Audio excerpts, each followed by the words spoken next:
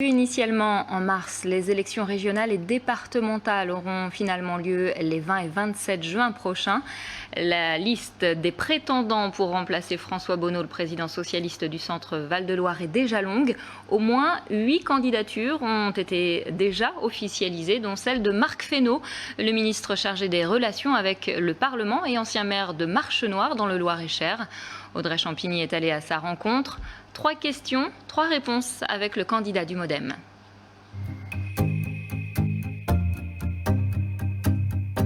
Nous sommes désormais à 8 semaines du scrutin, les dates sont désormais fixées et connues.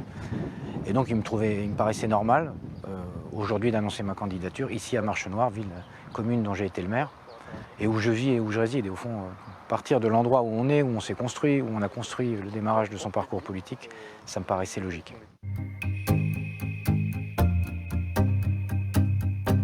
Je dévalerai l'équipe dans les semaines et les jours qui viennent. Simplement, la volonté que j'ai, c'est celle du dépassement. De faire en sorte que, évidemment, je suis membre du gouvernement, j'assume ce que je suis, j'assume ce que je fais.